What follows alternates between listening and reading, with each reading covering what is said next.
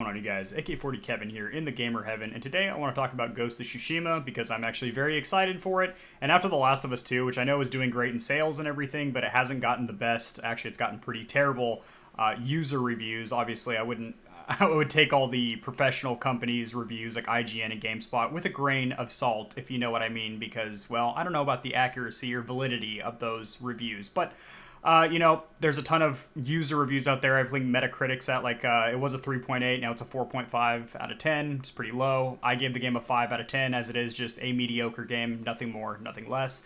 And, after that, how much time and energy was put into that, I think Sony's due for another really kick-ass exclusive. Sony has always been known for some really, really good exclusives. The first Last of Us, God of War, Spider-Man, Horizon Zero Dawn, Gran Turismo, Crash Bandicoot, Spyro, Uncharted, Resistance. I mean, there's a ton. I could go on forever. Little Big Planet. There's a lot, and I think we're due for a really kick-ass one. And I think it's cool that Xbox has kind of hit the brakes a little bit. They're not really releasing anything new or anything worth noting, worth talking about up until they do the Series X. And PlayStation, even though, they have a new console coming out, they're still releasing new upcoming banger titles like Ghost of Tsushima and Last of Us 2, even though that game wasn't too great. I mean, it did really good as far as sales. I think it already set some records for most pre-order sales and stuff like that. So obviously it's making money for their company and whatnot. But I think Ghost of Tsushima is going to be what we need right now on the PlayStation side. I'm not a fanboy. I own an Xbox One X. I have a gaming PC that I built. I did own a Nintendo Switch for a while, mostly to play while I was on deployment, and I didn't have room for a full console. I just like games in general. I love retro games. I play a lot of classic consoles. I love modern AAA titles. I just love video games in general. I think they're a great time waster, and I think they're really good interactive entertainment. And that's what they're meant to do, is give us enjoyment. Some people watch Netflix. Some people watch YouTube. Some people do both of those, and then we play games too, and that's kind of the category I fall into. But anyway, enough jaw-jacking and lip-smacking. Let's get into sharing my screen here so we can talk about Ghost of Tsushima and why I'm so excited about it.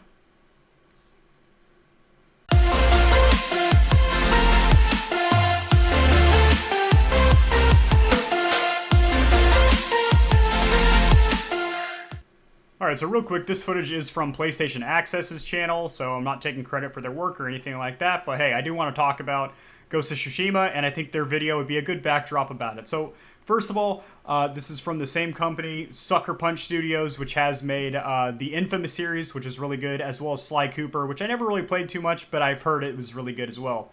So, this takes place in the island of Tsushima, which is actually a real place in the Tsushima Straits, which is in between the Korea Straits and the island of Tsushima. So this is really cool. This also takes place in the 1200s, the early 1200s, when the Mongols were invading or taking over the island of Tsushima, which is really cool that this is based on historical facts. However, it is a work of fiction, so the story itself is fiction, but it does have a lot of nuances of actual history, so just like Metal Gear Solid and Assassin's Creed, which take real historical events, but then obviously put a fictional twist on them, and I personally like that. So the story seems really good. This guy, Jin, that you play as, he's the main character, the main protagonist. He has to mix up his style. He can no longer survive against the Mongol invasion just by being a traditional honorable samurai. He now has to get into a new style of fighting called Ghost. And, it's much more dishonorable, stealth kills, throwing sand in people's eyes, stuff like that. So it's cool to watch him progress and become a little bit more dishonorable and aggressive throughout time. You still can play as an honorable samurai, so you can pick and choose how you want to get through the game. The combat looks absolutely fantastic. They actually did hire a traditional Oriental samurai weapon specialist to come in and talk about how the sword play and everything should look, so that's really awesome.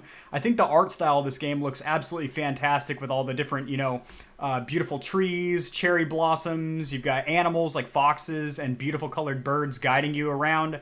You summon gusts of wind to navigate you around the map, so instead of having, artificial waypoints or some kind of map taking up your HUD, there's virtually no HUD in this game besides the very little bit of information that you do need, and then you're able to use nature to guide you around the island of Tsushima, which I think is really cool. Also, if you want a more authentic experience to this game, and you speak Japanese or you don't mind reading some subtitles, you can switch it over to being in all Japanese with American or English subtitles, and you can also put this black and white filter with a bit of grainy film on it to give it that, you know, traditional samurai movie look. I think it would have been really cool if they left the blood, you know, colored red and then just had it be black and white. I think that'd be a really cool artsy style, but either way, you know, that might be a good experience for the game. I'm personally going to leave it in the full color mode because the game looks just so gosh darn beautiful, and I don't speak Japanese, so I'm going to be a non-purist and just leave the English translation on.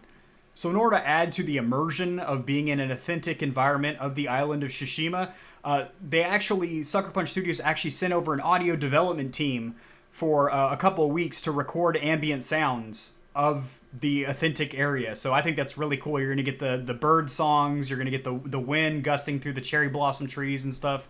Just absolutely awesome level of immersion and authenticity to this game. Game is very gory, which I personally do like. I don't, you know, necessarily think that games need to be gory, but if it fits with the art style of this game, which, you know, traditional samurai sword battles, I mean, you're cutting people apart. It's going to be very graphic, and I'm glad that they didn't filter any of that. It is a very virile, very graphic experience, and I think that's good.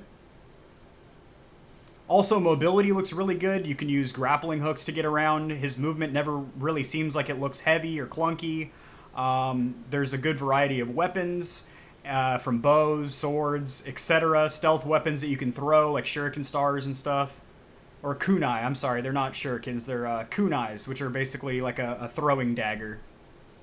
So your character is also completely customizable, which is awesome. Not only does the armor have a cosmetic effect, but it also does affect your stats, how you want to play. If you want to play stealth or just pure aggression, it will affect that. But then you can also pick up what's called dye flowers, which let you dye your armor, you know, dozens of different colors, which is really cool, to be able to customize Jin as you see fit.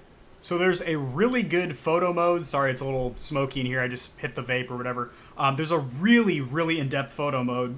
More so in-depth than we've ever seen in a game before. You can actually change the direction of wind. So if Jin's cape is not gliding how you want it or whatever, you can change that. You can also put on dozens of different filters. You can change the colors of falling leaves. And then also, when you're in the middle of a showdown, which before two samurais battle, they generally do a showdown to see if they're going to fight to the death or if they're going to pass on the confrontation. You know, it's a thing of honor and whatnot.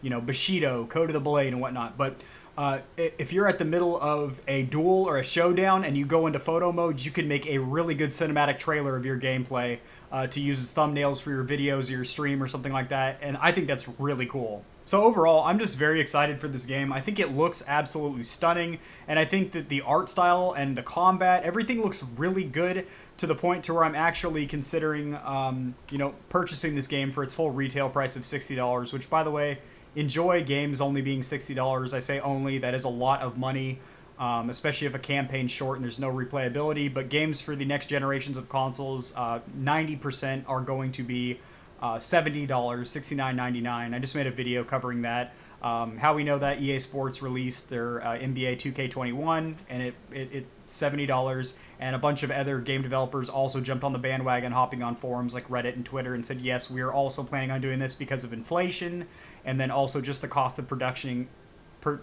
these games on these new generation consoles is more expensive. So that's unfortunate. Yeah. All right, guys, I think that's going to do it. Have a great day, and I'll see you in the next one. Peace.